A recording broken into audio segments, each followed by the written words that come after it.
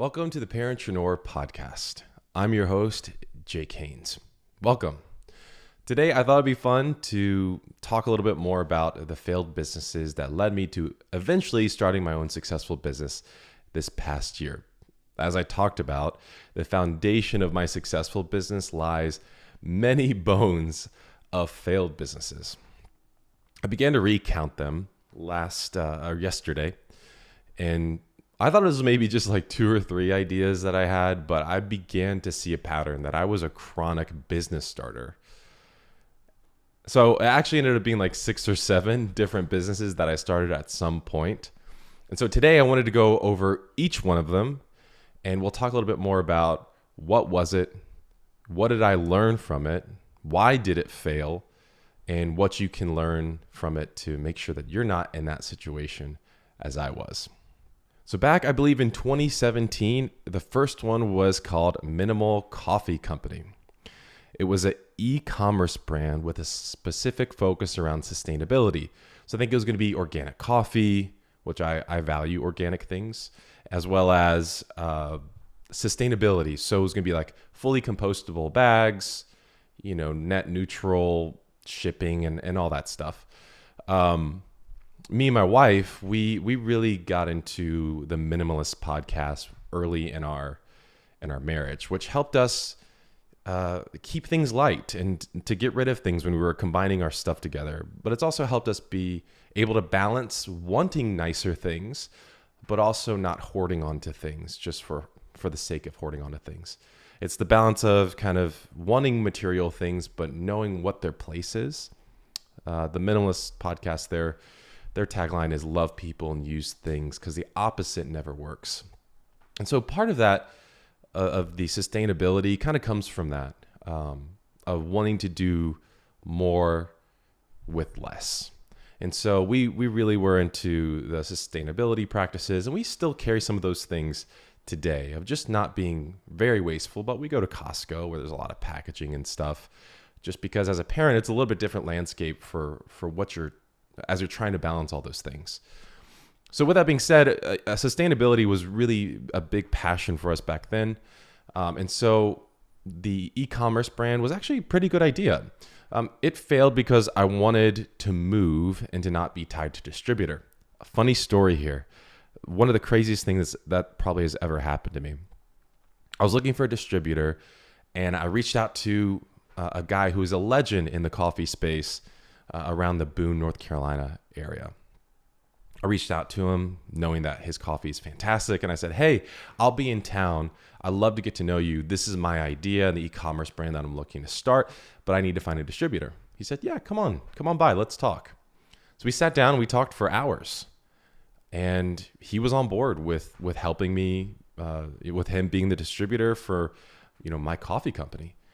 He even pulled me aside and was like, hey, listen, my previous retail shop is no longer around due to a natural disaster. But if you are open to it and maybe open to moving from Charlotte to here, I would love to start a new retail shop, a cafe, and maybe we could potentially talk about the opportunity of splitting the business and you leading the front store. Which is crazy. I mean, this guy who's had a successful coffee company for decades is now pulling me in and potentially splitting the opportunity of helping him grow his business. So that whole brand, came out because of that opportunity, or that whole opportunity came out from Minimal Coffee Company. So it was fascinating, and it was a dream, but I said ultimately no because we knew that we wanted to move to the Nashville area when we were in the Charlotte area. So we just weren't at the place where we wanted to move to West North Carolina. So could the Minimal Coffee Company idea work, that e-commerce brand? I give it a maybe, like a 6.5 out of 10. The idea is not bad. In fact, coffee and sustainability is pretty hot right now, and there's a few big coffee brands like Trade Coffee that I use that has popped up and are really big companies. But it would have been a very big undertaking to figure out the logistics of it all, meaning finding a distributor and getting that flow down, eventually hiring employees. Like that would have been a big 3 to 5 year process before I'd probably even be able to take any profit out of the business. So it would have been a very large undertaking, but I think maybe it's a 6.5 out of 10 on the viability of the idea. And that you'll kind of see that a little bit more here as we get into these ideas, is most of these could have worked. And that's one of the tips I want to talk about here at the end. The second idea was about, and maybe a year later, was college tuition saving consulting / course. So for those who don't know, I saved tens of thousands through tuition hacking, and I graduated early 3 times because of a mixture of dual enrollment and a few other strategies that helped me go to college at the age of 16. So I graduated my associates at 18, bachelor's at 20, MBA at 22. And most people, even if you go to high school, because I was homeschooled, but if you go to high school, usually with like dual enrollment and some of the credits you can take, like APs, you can really reduce the load of coursework that you take to your institution. As long as you're intentional and you know exactly how things transfer, it's really easy to be able to map all that out and literally save tens of thousands of dollars and graduate early. I worked in admissions at that time as well, or prior to that, a few years before that actually, for my alma mater. And so I knew this inside and out because I did it myself, and I also helped students come to the university, and I saw how easy it actually was. So everyone said it was a really good idea, but it ultimately didn't work because we couldn't find, me and my partner at that time in the business, couldn't really find anyone within our network that we could get our first few testimonials in. Everyone was like, yes, I absolutely want to look at this. But when rubber was meeting the road, not many people were actually taking us up where we could figure out the workflow and the operations. So ultimately, could it have worked, the college savings, tuition, consulting, and course?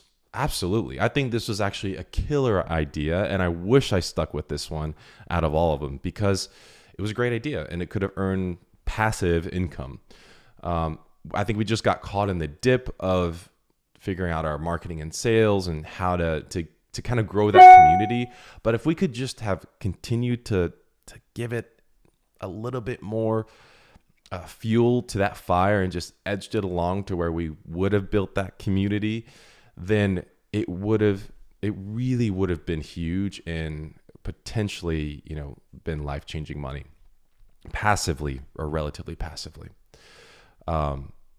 Would I have wanted to do that for the long term? Absolutely not. But it was a very good idea.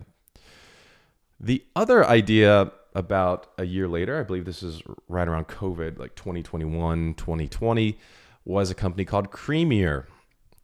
It was a vegan, organic, dairy-free powder coffee creamer. The reason why this even was created was because my wife at the time, due to breastfeeding our oldest now, he had a dairy intolerance, so she didn't eat dairy. And because of that, she was having a really hard time finding good dairy creamers, much less some that were portable. There's only like 1 or 2 in the market, and the stuff you get in the grocery stores were just terrible. So, this was COVID time, so we were just in the house anyways. And so I took this on as a passion project to figure out if I could create something delicious based off organic ingredients and, again, sustainable packaging and things like that. And we did. It was super, super delicious, all organic.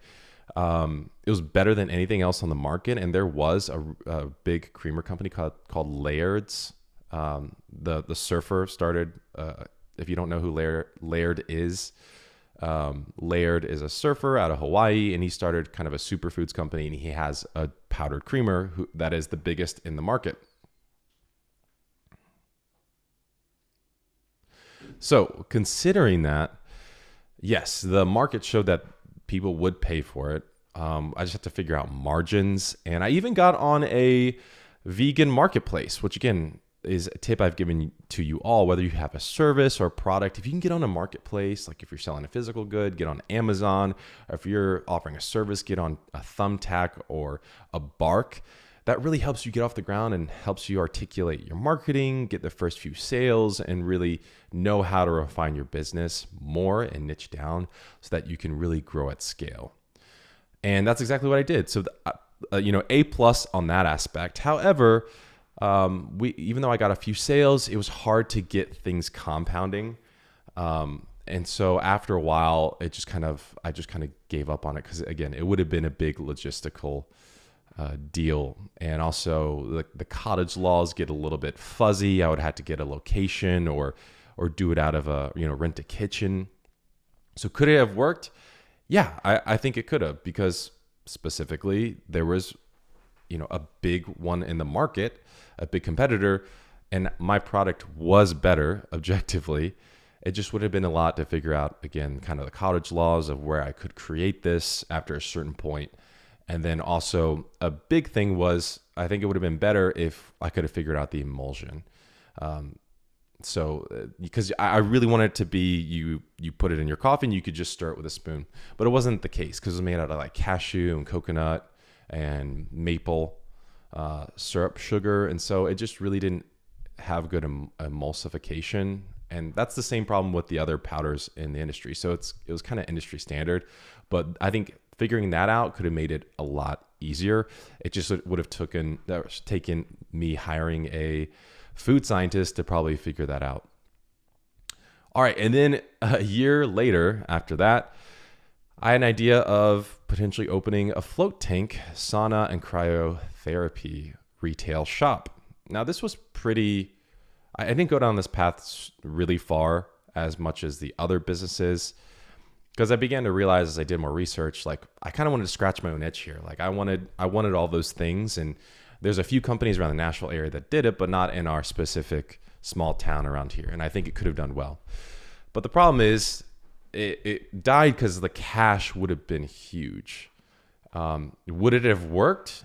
Yeah, I think so. But the problem is it's very location specific. So you'd have to upfront a lot for a good location. It would have been expensive rent and a big capital investment paying for cryotherapy chambers and float tanks. So it would have been a lot of negative equity for quite a while.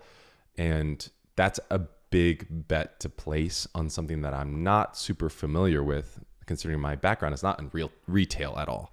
So, again, it was more of just kind of doing math and figuring it out. And yes, I think the competitive landscape would have been good enough to where it would have worked, but it would have taken a lot in regards to capital to get it moving, which I just don't know if I could have supported with a full-time job.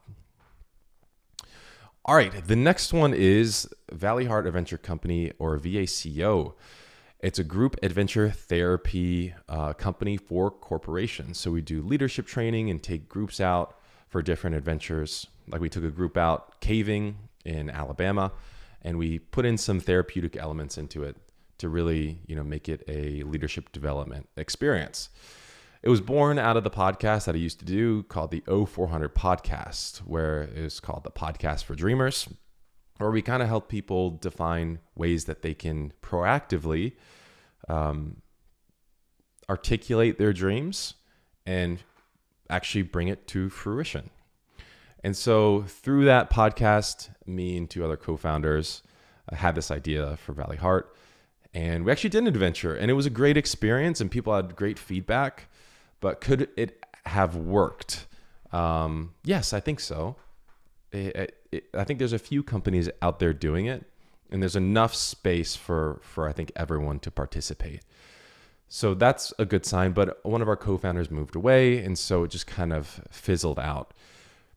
Others have done it, but it would have also taken a lot of time to figure out kind of the modeling and pricing and how exactly we did it. Because it is a very expensive undertaking and corporations do pay for it. It's just you would have to articulate the value much more clearer to justify the cost and the price. All right, the next one brings us to last year, which is B2B If you listen to the last episode, I started two businesses at once. One was a kind of product validation and sales company, and the other one was sales outsourcing, meaning that it was a outbound sales company for B2B. So it was fully managed sales development reps doing outbound calling out of the APAC, so out of like India. I had connections there and some really good SDRs. And so the benefit was a company could hire me for fully managed cold callers, and they could get around 6 to 10x the volume for the same price of hiring one US outbound sales rep. I did get a client, which was great. It just wasn't as good of a fit after a while, and I began to see the writing on the wall and tried to fire them. And they didn't want me to fire them, and then they ended up firing me a month later. The biggest problem is why did this not work out, or why I didn't stick with it, is because I just didn't enjoy doing it. Middle management is not for me, is what I began to realize. I enjoyed being a VP of sales, and I enjoy being an account executive. So I either enjoy being in the middle of closing the business and working on it from the front lines, or being the big strategists, the leaders of leaders, so to speak, and helping shape the company. I didn't enjoy being in the middle, being an SDR manager. So I just didn't enjoy it. And so I just shut it down and said, hey, this isn't for me. I'm going to double down into the other idea. And that's why I started with 2 ideas at that time last year, is because the whole idea was I'll start with these 2 opportunities, and whatever one shakes out and works, I'll double down in. And that's exactly what happened. Could it have worked? B2BSalesOutsourcing.com. Absolutely. This was a great idea because startups were figuring out during that time, when there was a lot of venture capital money leaving the market, that they're figuring out how to do more with less, and outsourcing was a big part of that. What it would have taken to actually get it off the ground was it would have just required niching down, so not serving just the whole B2B SaaS industry, but niching down to a specific industry, as well as I would have to figure out things more seamless in regards to operations, because it was a really big undertaking to bring a customer on board and then to use their tech and to help them figure out where to get leads and where do these leads live and how do we get it into their customer relationship management software, their CRM. So I think it would have been successful, but I would have to really have refined the operating procedures and owned the software so that we kind of just drop into the product and we have all the tech ready to go, instead of going through, managers at different companies to get the licenses and things that we need. It was just too much of a pain. And also they're oftentimes cheap. So they would pay for bad leads and bad data, which would affect our results ultimately. Okay, so those are the 6 businesses that I had that led me eventually to the sales agency that has been successful and is heading quickly towards a 7-figure top-line revenue company. If not by this year, by next year, we should hit that. And right now, we're just a 2-man shop, which is really exciting. However, again, all these things provided me with perspective and learnings that helped project me into the next thing that allowed me to eventually shift and find the opportunity that I have that is profitable. So there's really 3 tips that I want to talk about today that you should take away from these ideas, because I don't want you to become a chronic business starter to where, like, as you see over these past 5 years, I just went from thing to thing to thing to thing. Ultimately, if you look at what the greater opportunity and what's going on with each one of these ideas is, what are you seeing? You're seeing that I had an idea, and most of them, I believe, really could have been viable. But what caused them to not take off? Well, that leads to tip number 1.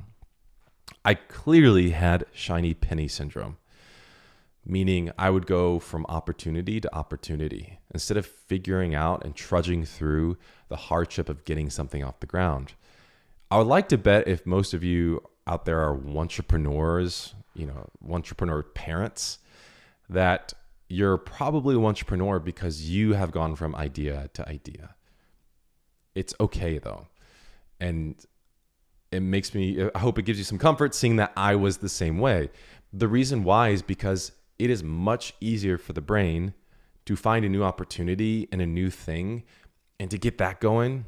Because when you start something, you have a big rush of excitement. Whoa, there's so much opportunity here. Let me get a landing page going. Let me put in my articles for LLC, putting a company together, landing page, G Suite, ready to go. And then what happens? Crickets. And then you realize it's harder than you think. And you get into that dip, into that trench where things aren't as exciting anymore. And it's really hard. And what do? You go on to the next thing. You find a new opportunity because the last thing fizzles out. Don't be like me. Don't have shiny penny syndrome. If you find a good opportunity, it will be a good opportunity if you just continue to give it time and you continue to iterate it. Again, we talked about this in the last episode. So don't transition to new ideas. Instead, commit to something for 1 to 2 years at least and wrestle with the sales and marketing. Because eventually something's going to hit, something's going to stick, an ad's going to work, an outreach is going to work. And all of a sudden, you're going to go from 0 to 1 to 2 to 4 to 8 to 16 to 32 and so on. It compounds really quickly, but taking it from 0 to 1 is really hard. But once you do it, it grows like crazy. The second tip is don't look outside your competency for an idea. Now, there are exceptions to the rules. Maybe 10% of you out there will start something successful that's completely outside of your realm of competency, of what you know and what you do. Maybe you'll scratch your own itch by finding an opportunity in making your bed or taking care of your pet or taking care of your, greenery or garden. That's awesome. Scratch your own itch, even if it's outside of your competency of what you do or what you can provide. However, what really made it clear for me was usually your first idea is aligned with your current best skills. So for most of you, I'd suggest if you're trying to figure out how to get something off the ground that's outside your competency, it's going to be really hard because you haven't done it before. And so it's going to be difficult to learn a new skill while you're trying to get something off the ground and fake it until you make it. Again, in some cases, that is what's going to happen. Maybe it's consumable or good. That's just a really good idea that you feel like you can eventually figure out. But for most of you, if you're starting a service or business, the best thing you can do is just lean into what already you do well. Why do people work with you or why do people hire you at your current job? If that's a really good indication, if you look at those hints on what you could potentially do on your own under your own service or business, instead of looking outside for other opportunities. Look at me for an example. I started a software agency, but most of the competency around growing the business is around my knowledge in growing businesses and sales and marketing. So I'm doubling down in the sales and marketing, and we're able to distinguish ourselves and grow faster than most other companies because I'm leaning on my skill set. It's just repackaged in a different industry. What can you do with your industry or your skill set and repackage it in a different industry or a little bit different service or different niche that allows you to take what you already do well and get paid more for it? The last thing is tip number 3. If you just ask for opportunities and you're integrous and you can communicate, then a lot of opportunities will open up for you. Just like the coffee guy. I didn't go into that opportunity saying, oh, I want to talk to this guy and see if he'll bring me in on his business. I just sat down and talked with him. I asked him more questions than he asked me, just to understand his background and what he's done. How did he get this up off the ground? And just because I was a good communicator, I had an interesting idea, I'm a person of integrity, he felt compelled to potentially offer me a deal for me to help grow his company and to take a slice of ownership. I also have a mentor that I introduced to another mentor. And if they do a real estate deal around our area, then he would potentially include me in on a deal. like giving me an equity split with no capital into an investment just because I made the introduction. And by the way, I met that mentor by just cold calling him and sitting down with him at his office. And I'm meeting with him today. I've met with him for years consistently. So again, mentorship and opportunities, they just get way overcomplicated on how you do it. You just ask, you just show up. And if you show up and you're earnest and you're integrous, then most people will give you opportunities that you could never imagine by just not even asking for them. By just showing up and being there for other people and having interest in other people, they begin to give you opportunities because they want to see you successful. And that's happened for me over and over and over again. This has been the Parentreneur podcast. If you're listening to this on YouTube or Apple Podcasts, I'd appreciate if you could subscribe. If you have any questions, bottlenecks, or want to tell any stories in regards to what's been successful or a hardship when you're starting your business as a parent entrepreneur, leave them in the comment section below, or you can send me an email at the email within the comment section, or leave a voicemail on the 615 number. Thanks so much for watching.